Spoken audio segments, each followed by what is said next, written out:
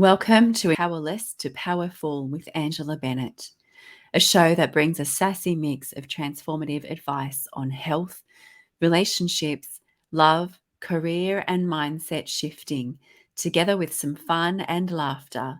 Powerless to Powerful with Angela Bennett begins now.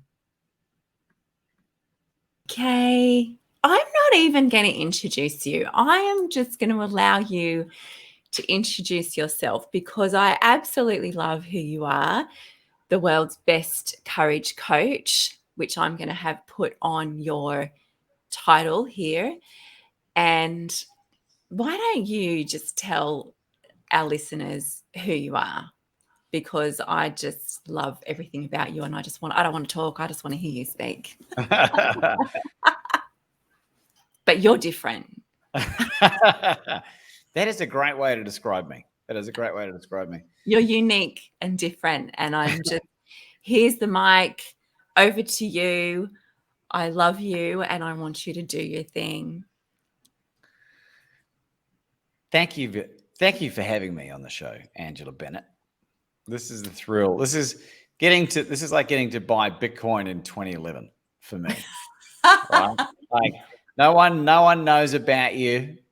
No one sees the true value yet, but you are a requirement for the success of this planet. All right.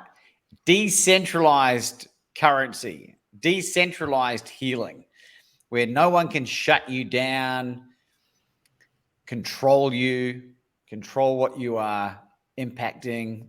That's you. I didn't prepare that either. You're my Bitcoin.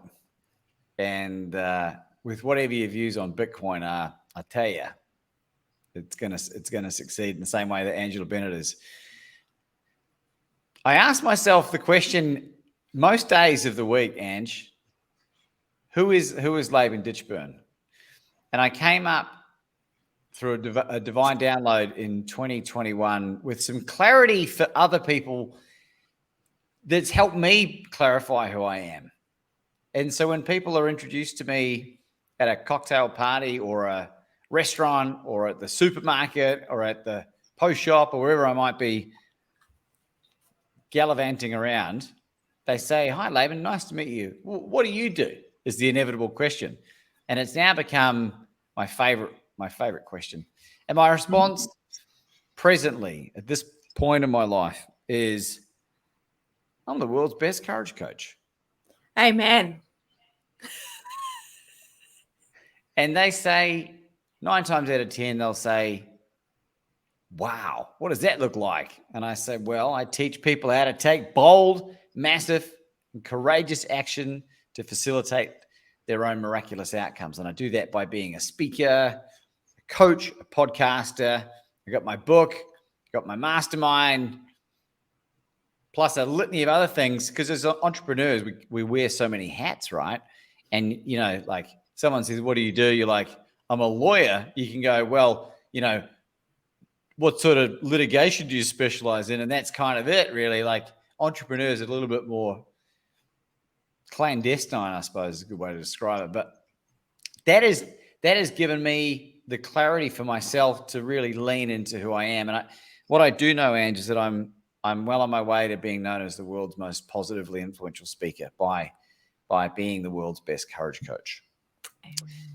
And there's a lot to the story than that, but I think that's a great place to start. That is such a great place to start. And I know that I threw you in the deep end. just tell us who you are, to the point where I even forgot to introduce that this is the Powerless to Powerful podcast. Well, you don't need to, because the show has the intro. It's there. It's already yeah, there. I know, but I feel so blessed and so excited to have you on the show. I've loved learning who you are and seeing your depth and your brilliance and your how your mind and your brain works. It never stops, but it goes so deep and it goes to places that people won't confidently go And even if they do go there, they don't necessarily admit it. But you have this way of just pulling out the goodness and the brilliance inside of people. And I'm not sure if you've always, maybe that's always been a trait of yours, even though you went through everything that you've been through. I don't know. I'm intrigued to know about that. But maybe we can start with you can say whatever you like to whatever I said, but maybe we can start with your book and discussing what that's about, because that'll take us into a really cool story and place. Yeah. Do you know what, Ange? Thank you for saying such lovely things as well. I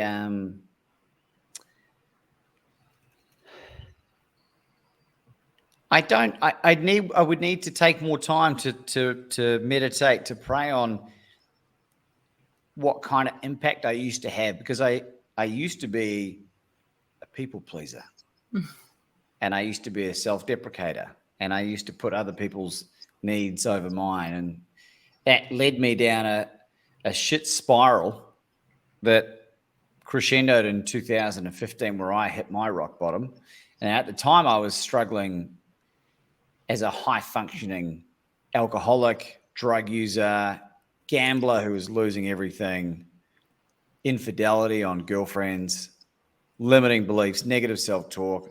I had an incurable autoimmune disease, and I was fat and directionless and purposeless. And I was sitting at home one night, and this is chapter 2 of the book, by the way. And I was gambling on a horse race that was in Hong Kong. And I didn't even have a TV in my room. I was just refreshing the page on the gambling page just to see whether I'd won. We'll see the results. Like real next level degenerate behavior, right? But I was high functioning. Like I had a job. I turned up to work. I had colleagues that liked me, and my boss that thought I was great and paid taxes and would celebrate people's birthdays on social media. And on the surface of it looked like I had it all together. But I was a deeply wounded boy in a man's body, which for me came from being a child of divorce. It wasn't anything more innocuous than that. I had parents that were ill-equipped to esteem themselves, let alone their children correctly. And that's how I grew up, right? I used escapism as my coping mechanism, like a lot of people do. And when I share the story, I want you to hear the story as you, right? Because we could all outdo each other with our backgrounds. Like I know some of your story, I'll put it that way. And like, I could never even fathom what you've endured. I could never fathom what my wife Anna's gone through. Yeah. And the significance is not to ever compare ourselves to anyone other than the person we were the day before, right? So for me, but I was struggling big time, and I got access to this amazing woman through the Gamblers Helpline, and that started a year and a half of psychology that I got for free, paid for by the gambling losses from the taxes. So it was the first time in my gambling life I ever actually got in the black. And it was one of the first sessions we had that she spoke about my mum and the relationship I had with my mum. And I think I broke down and released guttural weeping, like stored trauma from years. And it wasn't that I wasn't emotional. I would cry, but it spewed forth from a place that I didn't know existed in my body.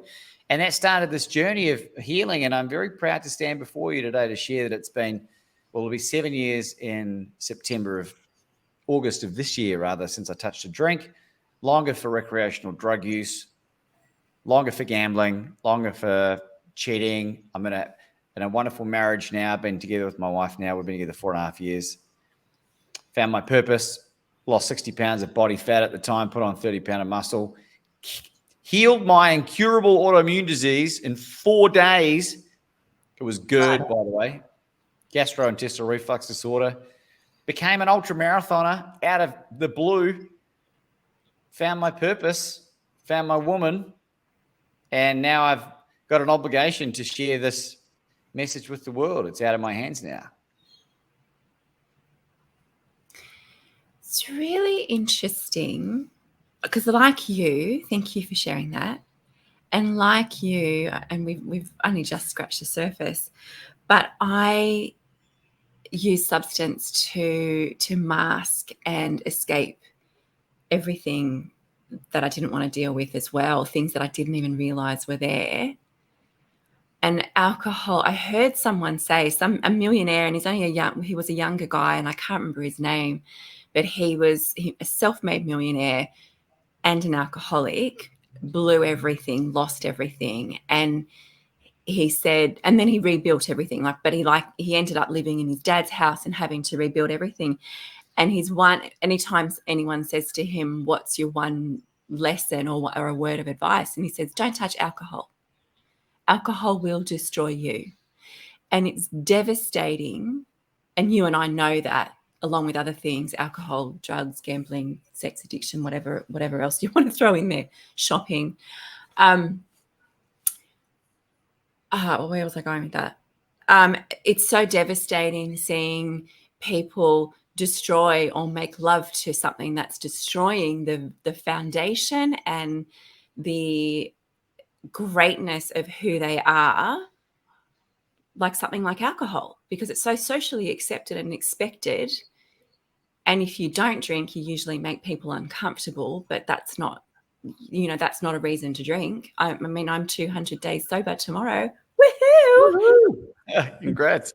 And you look so good for it as well. For those that are listening, if you don't know what Ange used to look like, check out some before photos. Just like the comparison is stark. I have a glow now that even I can see that I didn't have before. Like, it was like death in my eyes. But I love how you were saying you were directionless and purposeless. And when you are caught up in all of those substances, you're trying to fulfill something, trying to fill that gap that is there in all of us. And we find different ways to fill it. But once we know our purpose and we have that direction, it gives you the ability to change the trajectory of your life. So in all that confronting everything, what a blessing that woman was on the gambler's hotline. Thank God for her, because we wouldn't be sitting here having this conversation, no doubt. Who knows? But very unlikely. Yeah. Very unlikely. Once again, I forget where I was going. But yeah, you can go with wherever you like with all of that. I'm sure your brain's ticking away and got some things. Well, you asked me about the book, and the book is the full breakdown of that whole experience up until 2018. From it's not in chronological order. It's all stories. It's called Bet on You. And it was inspired by a dear mutual friend of ours, Dr. Les Brown. And he gave me the blueprint for it, and he wrote the foreword for it. Woo! And it wouldn't happen without the magnificence that happened. But I don't want to give too much of the book away, because it's I've had some great feedback on it. And I don't want to kill any of the stories, because there's some gripping stories in there. Funny stories, like terrifying, shocking, the whole roller coaster of emotions. And choose to read it or not, but the book was very healing for me, right? And I know you've contributed and been involved with a heap of book projects already. You're a prolific writer. And it was the funny thing you talk about alcohol. I grew up in a Christian household. My mother used born-again Christianity as a coping mechanism and rammed it down our throats. I never resonated with it at all, and became very sort of atheistic. And I think that drinking alcohol has a big role to play in making us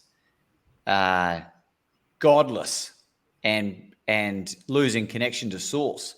And it makes a lot of sense when you talk about, you might have heard, the phrase decalcification of the pineal gland and these type of things. These are actually, this isn't woo-woo. This is actual physical things that happen in the body. And as your body heals and you start to look after it, and you are detoxing, and you will detox these things. My connection to source has now gotten to a point, and where I can almost, with about an 80% regularity, think of someone intentionally, and they will message me or ring me within a few minutes. What is that? What is that, right? I can meet someone, make a judgment call. I know they say don't judge, but like an intuitive response, go along with it anyway because they seem like a nice person, have it all fall over in 3 months, which happens far less frequently now, and go, I should have gone with my intuition on that one. And on the opposite end, just a situation that happened like a week and a half ago, invited 2 completely strange women that my wife and I had never met. We'd had one phone conversation with. They ended up not being able to stay in their hotel room while they're on holiday here in Mexico. And we're like, hey, just stay here. And both of those women have transformed Anna and I's life for the better, right? Like, and this happens to me all the time now. So going on a bit of a tangent, but that's one reason. And I do 99% of all the stupid stuff I used to do was when I was drunk. I do love waking up, not wondering, what did I do last night? Who did I offend? What did I say? Did I take my clothes off? Was I on the table? How much money did I spend? All the things. I'm sorry. There's a couple of things that I wrote down, and I'm sorry that you experienced what you called your mum's crutch with Bible bashing. And I think it was an era, because I received the same. And I truly believe a connection with God is something, doesn't matter how many times I tell you that God loves you, it's something that you need to grasp and receive and experience with him in your own way. And I know that she would have meant that in the best way possible. You don't need to apologize, Ange, because it's funny. I've come full circle with that again, and she grew up in a very, very dysfunctional home. Her father was a horrible alcoholic who started drinking well after he came back from World War II in his early 30s, which is unusual. And he was just a horrible drunk and ruined that side of the family. All the siblings, my uncles and aunties, and all the grandkids and whatever else, all 9 of us suffered or currently suffering with addiction. A couple of cousins that went into prostitution as well. Like it tore apart that family. I have a wonderful connection with Source now. Like, I am absolutely humble in my approach to know that there is a far greater source out there than I'll ever be able to comprehend. Yeah. And but I believe that I've spoken about this a few times to people. Like, I think I've figured out a few of like the principles of how to make this existence on Earth really fruitful. And we can talk about that in more detail if you like. But it all operates from a place of heart and service and abundance mindset and, courage, all the good stuff. I definitely want to talk about that. But there's one more thing that I want to say. You mentioned listening to your intuition. There's something that we have to trust ourselves first and foremost. And when we don't trust, I feel when we don't trust ourselves, and, for example, when you go through a relationship or an experience and it hurts so much when it's ended, but I feel like it's because we possibly betrayed ourselves in the moment where we knew something and we didn't trust ourselves and we didn't listen to it and we didn't follow it through. Therefore, we betrayed ourselves. Therefore, it hurts so much more. Yeah, so amen. Love what you said around trusting yourselves, and even with people, like listening to your intuition when you're talking to someone and you feel and you hear something 3 months later. Why wait the 3 months? Why not run with what you're feeling and, get it proven or established in that moment or within a week? with a few conversations, like, just trusting yourself is huge. Can I share a quick story that happened yesterday? Yes. So I've got a podcast series as well, and I record by video and audio as well. And I've been going since the lockdown started in 2020. I've done close to 200 episodes, and I'm known for being able to bring big names onto the show without having a big audience, right? That's my thing, and I'm actually teaching that now as part of what I do. And I reached out to a guy called Marshall Goldsmith. Have you ever heard that name? No, sorry. That's all right.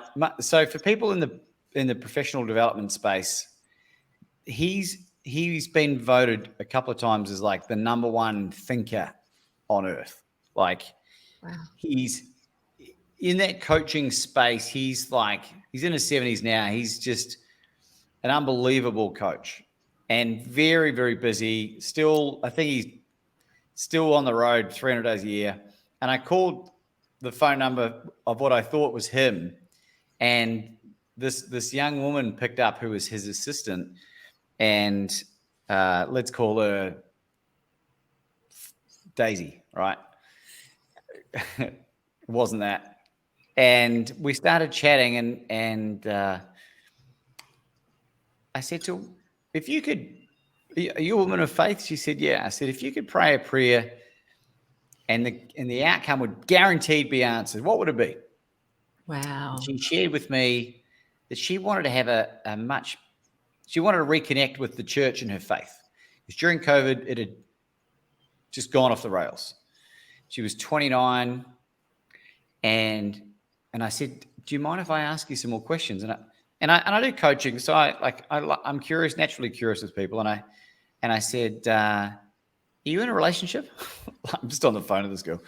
And she said, yeah, I am. I said, how long have you guys been together? She's like, we've been together for 3 years with this guy and not engaged or anything. So I said, is he into church? Nope. I said, is he much of a partier? And she said, yeah, he is. He is. I said, what about you? She said, look, I used to be, but not so much now, And I said, can I propose something to you? And there was a few other things that went in between. I'm paraphrasing here a little bit, but I said, I didn't mean for this to happen, Daisy, but it's highly likely that you need to have a very difficult conversation with him about the things that are deal breakers in your life. Because if that's your number one thing that you want to shift, right? And you could hear the silence in her voice. And then she started getting a little bit emotional. She said, you're right. And what had happened is she had met her soulmate when she was a young woman, like 15, and he was killed in a car accident when she was 17. Wow. And she hadn't healed from that experience. And I don't want to pry any further into her life, but clearly she had compromised on a few things. And the reason for sharing this is that the moment that you start compromising on your core beliefs and values is when it all goes to water. And you have to start making some tough decisions, because who wants to break up after being together for 3 years if he's not going to have any interest in coming to church with you? It's like one being a conservative and one being the opposite ends of the political spectrum without getting political, right? It's just like you can agree to disagree with certain things, but some things are just deal breakers, and everything else is going to become hard. Going to church is going to become hard. And what happened as a byproduct of me asking these questions, we spoke for 45 minutes, by the way. I get a phone call about an hour later saying, Marshall's confirmed on the podcast, right? This guy is unattainable as you can get. And I didn't even need to speak to him on this occasion. And so that was just a beautiful byproduct of this approach. And now, this young lady has got some serious thinking to do and some conversations that she wants to have. And thankfully, she's going to connect with my wife, who does hypnotherapy because she still has some unresolved trauma that needs some help with. And I think a lot of people are going through that, and they're a little bit confused and befuddled about what sort of direction. She knew the whole time that the relationship wasn't heading in the direction that she wanted. I'm not saying they should break up, but at least have a conversation with him saying, hey, this is really important to me. Are you in or are you out? Yeah. Because it'll manifest itself in the worst way possible 10 years down the line when you got 3 kids under your belt. Yeah. Shall we just call it unequally yoked? That's exactly what it is. It does make a difference. I love that compromising. It's like the first person we lie to is ourselves. And why should we ever compromise what our core beliefs and values are? And I think knowing those is paramount before you even take it further in a relationship. You need to make sure that your values line up, because if mine is money and yours is family, well, then you've either got to come to a compromise, or you've got to go, maybe this isn't going to work as easily as we want. Maybe we can make it work, maybe we can't. But know what your values and your core beliefs and your values are. Yeah. But Absolutely, you wanted to talk about something that I'm very excited to talk about. Oh, well, I was just going to people might be listening to this going, but I'm in a relationship for 10 years. I'm married. I got kids. Like, that's okay, right? Like, I'm not saying rush out and and make a rash decision on this stuff, but like, become very clear about what is a deal breaker for you and what's not. All right. They say marriage is compromised, and it is, but it's easy to compromise on the fact that Anna likes to go walk into a shop and I need to hang around for a few minutes while she's shopping. Like that, I don't mind that, right? But if it's a big, big, big deal, then forget it. If you're not with someone, the key is to be able to manifest that person by knowing exactly what you're looking for in a partner, which is what I did with Anna and she did with me long before we met each other. So that's a whole nother subject, but these are just some ideas that could start percolating that might help. The thing that I wanted to talk about was the I suppose the journey, like the awakening journey, and what that looks like, what that feels like. So people that are in the 2014 version of where I was in the 2020 of where I don't know, when was your rock bottom? Oh, 2022. I've had many rock bottoms. 2022 wasn't really a rock bottom. It was just the cracking wide open and the healing of my rock bottoms, I think. It's probably a better way to explain that. Kind of like grazed your knee on the swimming pool of rock bottom. Yeah, that's a good way to put it. So I'm trying to think of a really great way to structure this without going in a direction I don't want to go.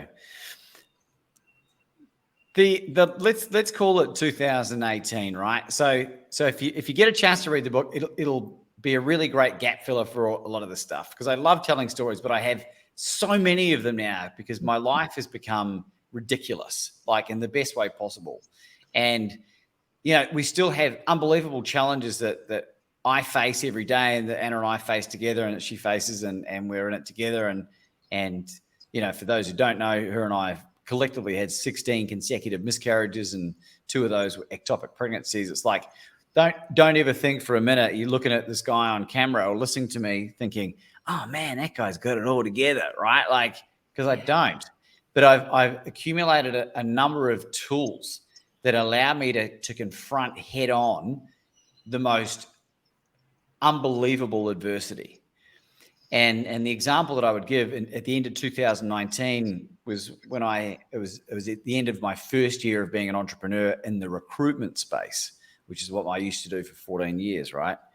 And I was a disaster at it because I was spending all my time focused on all of the resources that became really handy later on, right? I wasn't doing any recruitment. I didn't make a single dollar from recruitment in 2019. And total unmitigated financial disaster, but I use that word for effect only because it was the greatest blessing ever. But at the time, absolutely destitute. First time in my life that I was like, I am screwed, right? And through the grace of God and some amazing people in my life bailed me out. But I had a similar situation happen not that long ago, but it was totally different. I mean, it was worse if you put them on paper because we were in a foreign country without any support network or any support system or whatever. But because of what I've invested into myself and learning and had to go through and endure and overcome already, I was way more prepared and able to deal with all of this stuff, right? So it's like the journey of, like, the hero's journey is part of your growth strategy. And if you can understand that what you are going through might seem like the most insurmountable thing now, is necessary in order for you to turn that into your superpower and for you to be highly credible when you're talking to other people about it in the future, because you're so relatable because you've gone through it all. Yeah. And so now if something similar comes up, it's like, I'll figure this out, right? Like, I know how to do it now.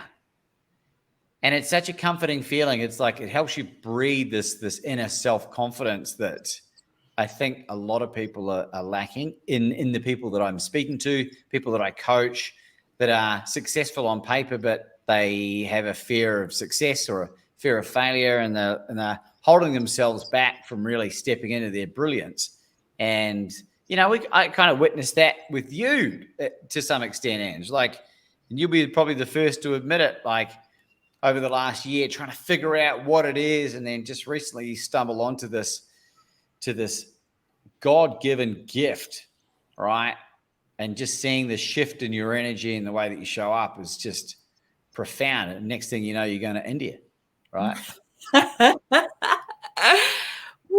To meet you, well, not to meet, that's not the reason I'm going, but I will get to meet you and Anna in person. Yay, finally. Which is miraculous, right? Yeah. If you think about where you were, 2 years ago, same here. So that was one of the things that was bubbling away in the back of my brain. So feel free to ask me anything else.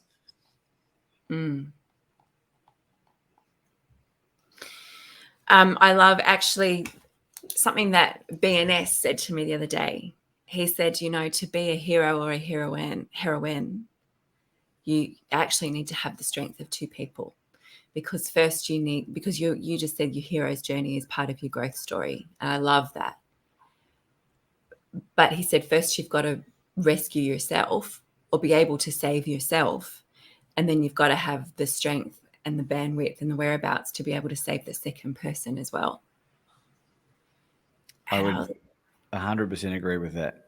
Yeah. I was like, that's one of the most powerful things I've ever heard, because I've never even thought about it like that, because my heart, as you know, is to work with the women in the sex industry in whatever capacity that needs to be. But I had to have rescued myself from that story, from that label, from that stigma and all the trauma that came along with that in my life, to be able to secondly then go and be able to not rescue, but be there for them, be a support for them in whatever capacity. And I know that you have, like in my journey, the role that you've played, you and Anna, beautiful Anna. I love this man's wife so much. She's such a powerhouse.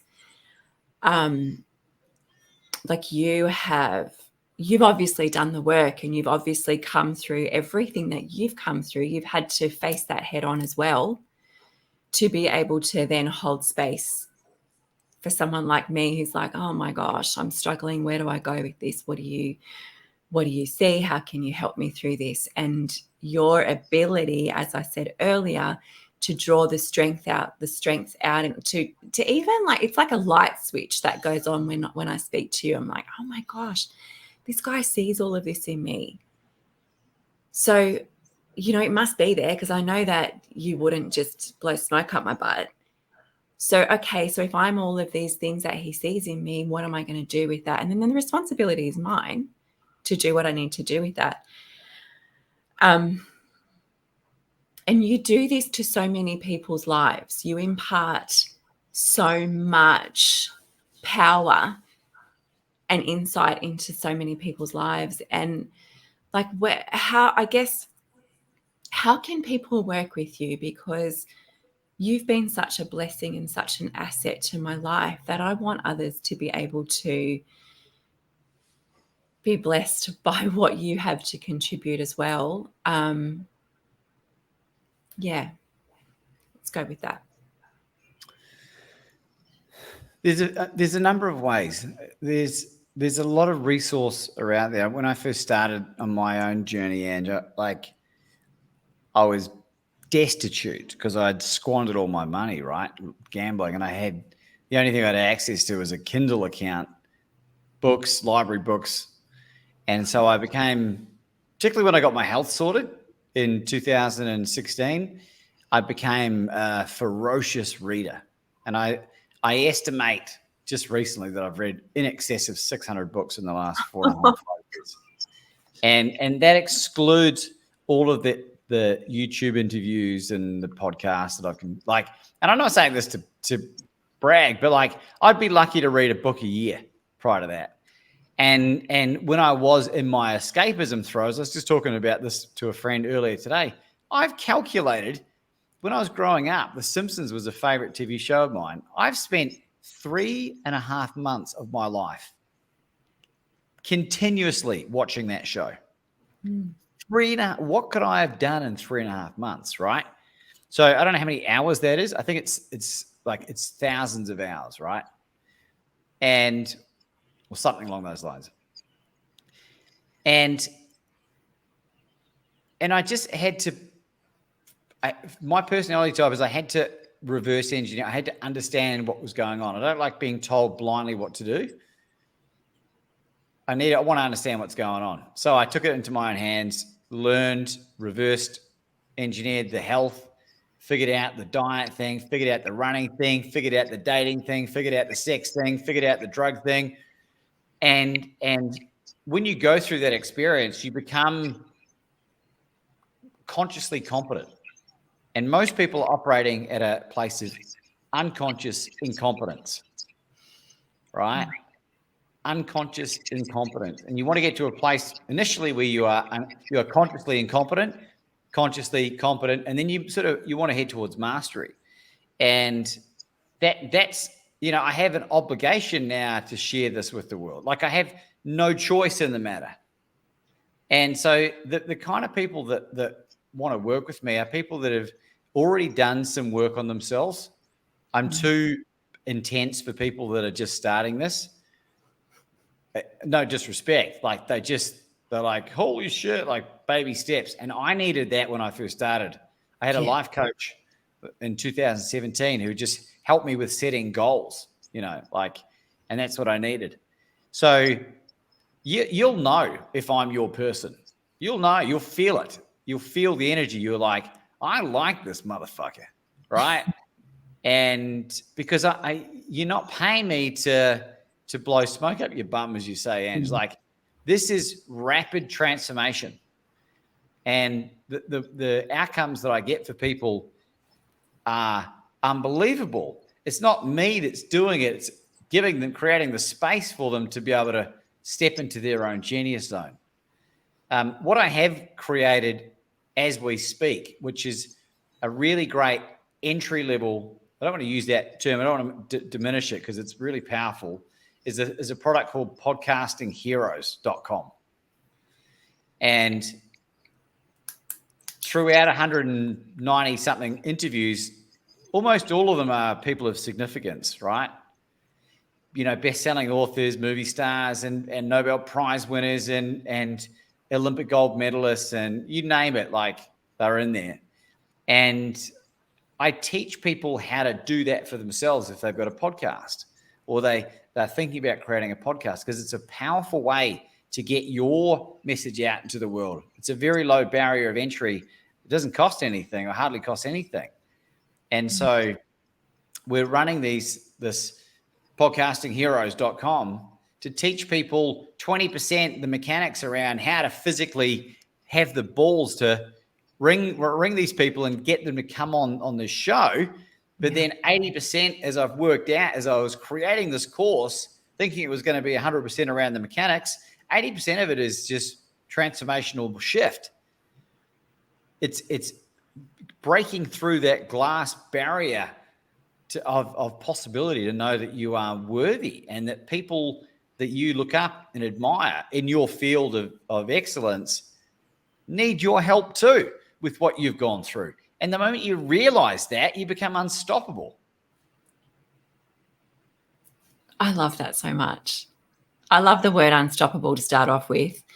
But yeah, I just love that. And I've noticed, like, there have been a couple of times I'm like, Laban, I've got this really brilliant idea. I don't know where to start. And you just like, here, call this person. They do this, this, and this. And I'm just like, oh my gosh, what am I supposed to say to that person?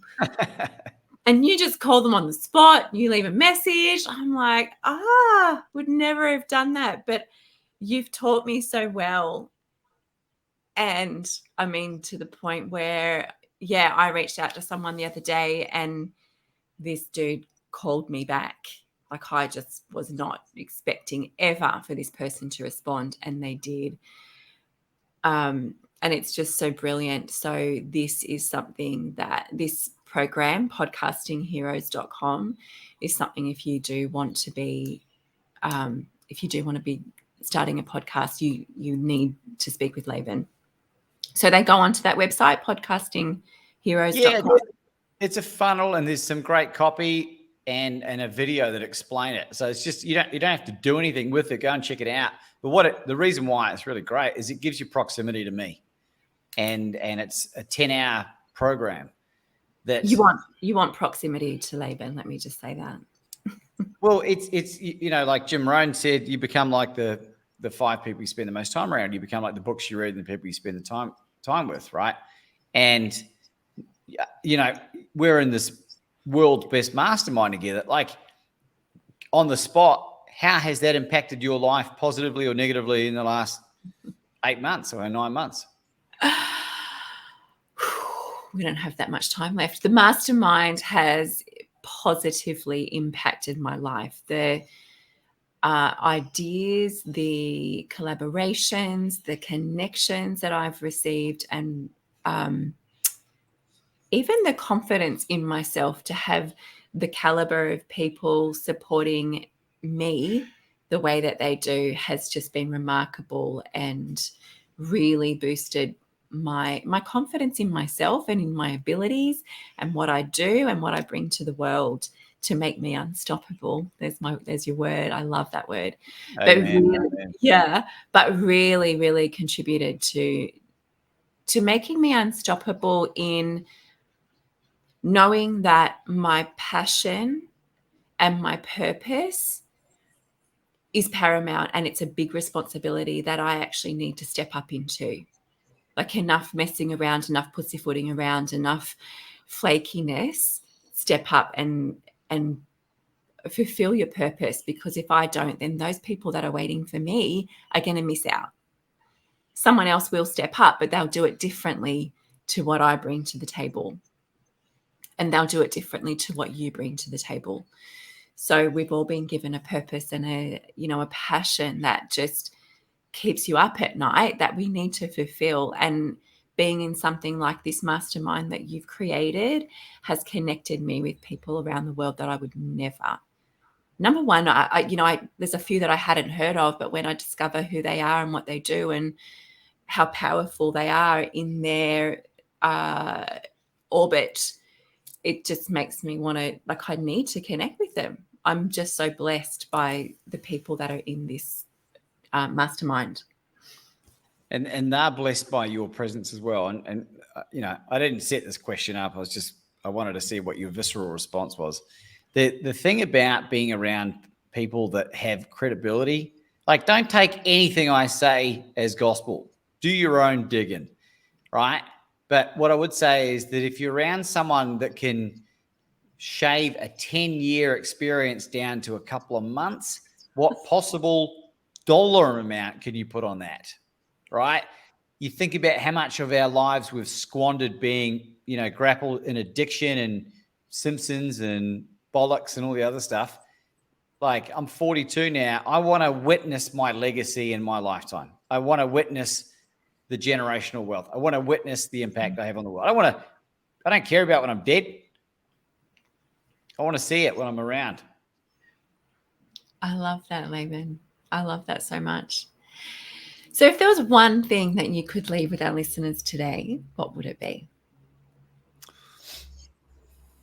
I'm going to steal a Les Brown line because it's the best, I think. Beautiful.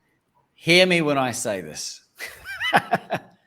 What people think of me is none of my business. None of my damn business. All right? None of my damn business. I have lost, and I use that term loosely, 99% of my former circle of friends and many family members pursuing my purpose. And there's a bit more detail to go into today, but trust me when I say it doesn't effing matter what people think of you. Dude, seriously, best words to wrap this up on. And I know when you do step into that, it's like you're leveling up and there are people that you cannot take with you. They're anchors that you're allowing yourself to hold back, to stay there and to, you couldn't have finished it better. I love that. Thank you so much. And I completely agree with you. And every time something dead is removed from your life, those words sound a little harsh, but it's true. When those dead things are cut off, it makes room for the new things. So whatever you do lose along the way for your journey, you will get that back 100-fold, 10-fold, 100-fold, 1,000-fold. I mean, the people that I have, the people that I've left behind, they're still where they were, but I have incredible people and that's fine. Like, it's not to diss them. It's just different paths, different desires in life. But the people that I've made room for in my life are people like you, like BNS, like Emily, like Anna, like Steve Hardison, like John Tallarico, like Les Brown, some have got to go to make room for these ones, Jim Cathcart and all the others. So I love that. Thank you so much. You're so welcome. And if you're a first-time listener or a return listener, you need to go to YouTube and subscribe to Angie's channel, and you need to go and leave a review on Apple. Share this with someone you care about, because the only way that these podcasts, particularly in the early days, get traction is through people like you taking bold, massive, and courageous action so that you can facilitate your own miraculous outcome. God, I love you. Thank you. Love you too, Ange. Laban, thank you so much. And there you go, all wrapped up, and share away, just like Laban said. Follow Angela on Facebook and LinkedIn at Angela Bennett, on Instagram at AngieB_transformations, or visit angieb.com.au. And remember, your past does not define you, it refines you.